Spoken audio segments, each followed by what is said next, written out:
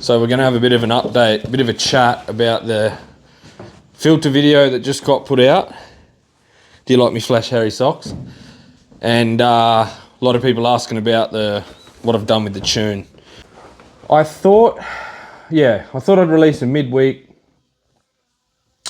video to go on from that filter video, and the main reason is because the amount of comments I received asking why on earth would I be using something like Ryco, why don't I go with Genuine, why don't I stick with Genuine, blah blah blah.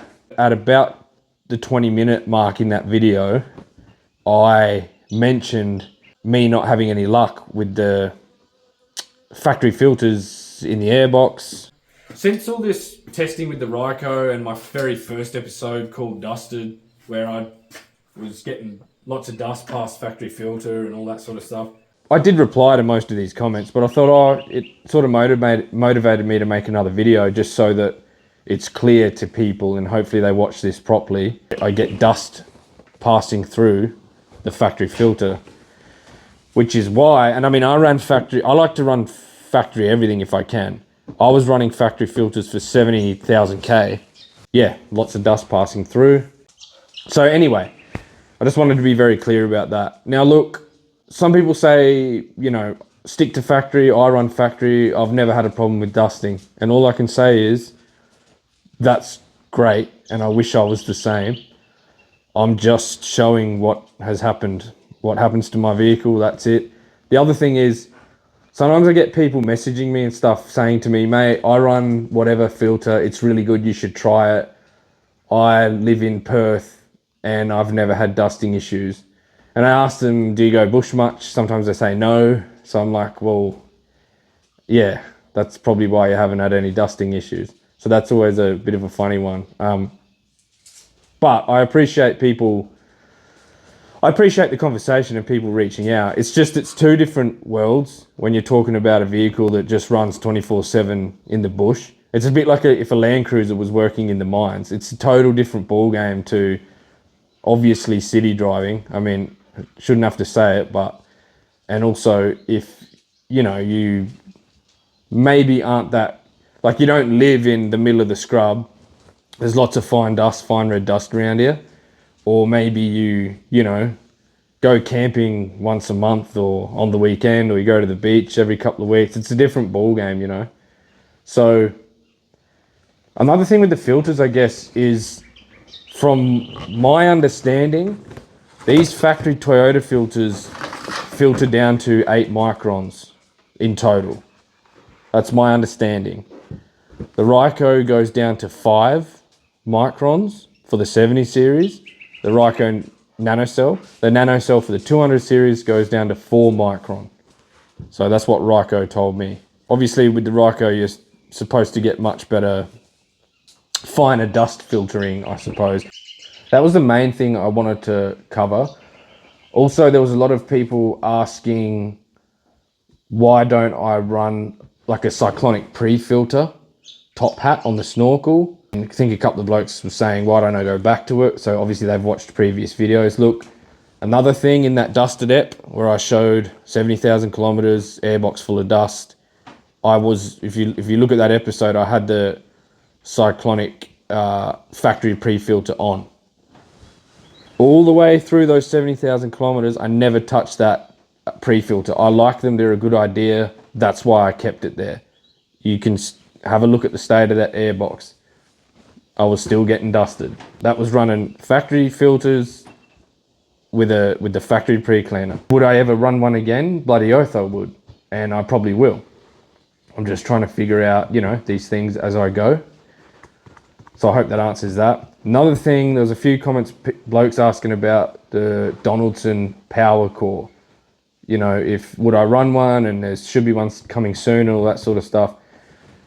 There's the one for the 200 series, and by all accounts, it's a good thing. And Donaldson are known in the, heavy industries, industry, whatever you want to call it. They make a lot of gear for earth moving. They know what they're doing. 200 series one is meant to be pretty damn good.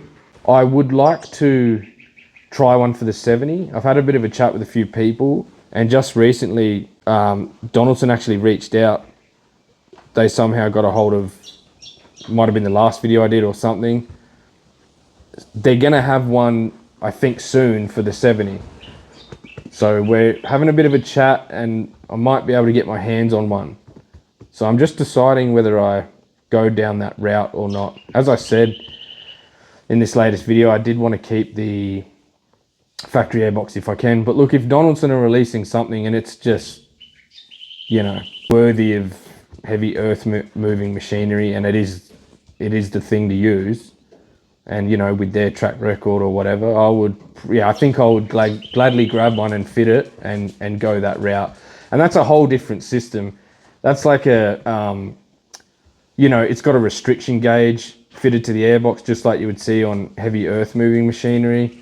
So you could probably run that system, you could probably run that filter for God knows how long. You don't really need to change it until that restriction gauge shows red, I believe. Or, you know, maybe if you're not doing enough Ks to get the restriction gauge to show, you'd probably swap it maybe once a year. It's probably the thing to do, especially for me. It might be the best cost-effective thing. I'm not too sure how much a filter element is to replace in their power core system. I bet you it's a lot of money. But if it's lasting a long time, I'd be very interested to see how long one element would last and how often how long it would take for the restriction gauge to show red. Because you never know, it could be 50,000 Ks, and then it's like that's great. That's a cost-effective, reliable way for an air system and for maintenance. If it's an air filter that you barely have to, you know, do maintenance to, and it's going to be reliable, then that's a bloody good thing. So the final thing I want to touch base on is the tune that I got. So I did briefly mention in the last video that I like to stick pretty basic, and I'm not running a catch can or a secondary fuel filter or anything like that. And I didn't run it. I had the factory tune, or whatever you want to call it, for probably 100,000. And then I decided to have a little go at a safe tune, whatever you want to bloody call it. And so I went that route. So I had it for probably a couple of weeks. I ended up going back to the factory tune. I didn't have any dramas. There was nothing wrong with it. It was just that because I fitted a throttle controller at the same time. Just another thing. Again, I've never ran one before. Just something I wanted to have a go at, as a lot of people were telling me that they're a really good thing in the 70, and it just takes away that throttle lag. It's a cinch to fit. It's easy. It's an easy mod, you know. Again, did a bunch of Ks without any of that stuff and thought, oh, I'll have a crack at it. So, and someone pretty close to me actually has a throttle controller in their 70 series, and they don't have a tune, and they reckon it's a bloody good thing. So anyway, I thought I'd give it a crack. The throttle controller I actually love. Now, it goes up to setting 9. I've got it on setting 7, and it's really good. It just takes away that throttle lag. So it's pretty much the same as like my Hiluxes that I had that have a power and an eco button. It's the same thing. So that's all you're really doing, changing the throttle mapping. But it's a good thing. It just takes away that lag. I actually really like it. And I tried it on setting 9, but it's pretty herky-jerky. And yeah, you'd get used to it, but I don't know. It seems like it'd be just a bit of unnecessary strain on the driveline, clutch, that sort of stuff. So setting 7 works for me. I'm used to it now. I'm smooth with it. It's pretty instant response. It feels really nice. The throttle controller in conjunction with the tune was fantastic. It felt great. After a while, I turned the throttle controller off just to see what the tune was about. And I did do that actually at the start when I first got the tune. But you know, when something's new and you're not used to it, it all felt pretty good. After a couple of weeks, I was just running the tune by itself without the throttle controller. And there wasn't really much difference to a factory tune. And I ran it for a few more days and I just thought, I think, call me fucking weird or whatever, this is just me and the way my brain works. Because it wasn't that much there was the power kind of came on around 2000. It just didn't feel like there was much there. This is in my opinion, you know. And yeah, just the way my brain works, I thought I'd rather go back to factory parameters. I just feel better about it. If there's not going to be that much of a difference, yes, I could continue running it with the throttle controller, but like a lot of people have said to me, that, you know, people that have tunes on their 70s, that the lag and all that stuff off the bottom was taken out of it with the tune. I didn't really experience that. So again, nothing bad, nothing went wrong. It was all good. The process of doing the tune remote was easy. There was, you know, no dramas there. Anyway, yeah, so, and look, these things happen. Sometimes, you know, I'll say it again, I like to stay pretty relatively simple by today's build standards. But, and you know, every now and then I'll try something and it'll either be a good thing and I'll keep it, or I'll think, not really, I don't really like that, and I'll go back to standard, or I'll go back to OEM factory.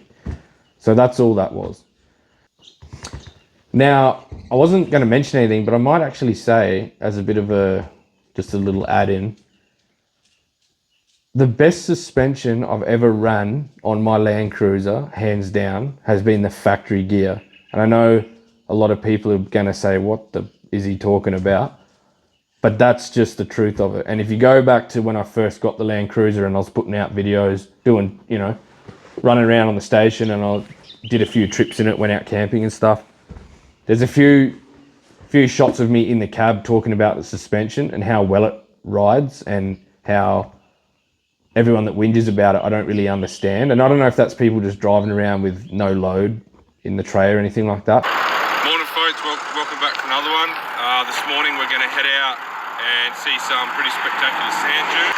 It's actually not bad, this thing, like for these stiff tyres and 45 in the back, 40 in the front, like it actually rides pretty good, but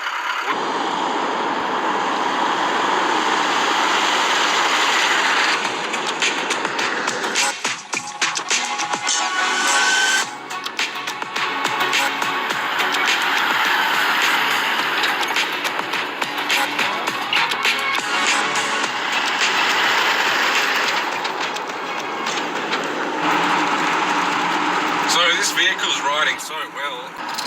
You know, the amount of weight I've got in this vehicle obviously helps. If you're going to come out, do something like this with the vehicle with no load, obviously it's going to be very rough. It's designed to carry load. It's got big, you know, leaf springs in the rear and whatnot.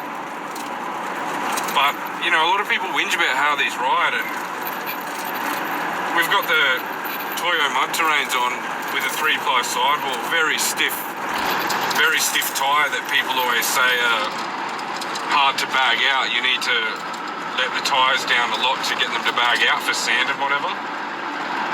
But it is, yeah, no problems at all. I love the way this rides. I would say hands down the best suspension is definitely the factory suspension. Now, obviously, with the way I was running, she was sitting low in the arse end a bit. But the suspension, all the OME gear I've ran is great. And everything I've run across the board has been pretty damn solid, except for some tough dogs I ran years ago on an old cruiser. They didn't last long. I've ran Ironman. I've run a mob of different gear, hey. So yeah, like the old man Emu stuff's always been good. BB51s in Hilux I had, they're great. So that stuff's not bad. I just the ride compliance of the factory suspension in the cruiser on these rough roads, you know, with weight on the vehicle, aired down, you know, all that sort of stuff. It was just, they've got that suspension, those shocks tuned bloody nicely, I reckon. So yeah, I just thought I'd add that in there, and I know it's going to be surprising to a lot of people. But anyway, cheers. And yeah, I guess if you got any comments, want to add to the discussion, I'm sure you'll chuck them below. Hopefully that kind of answers those questions I was getting on that first video, on that last video. All right, cheers guys, see you later.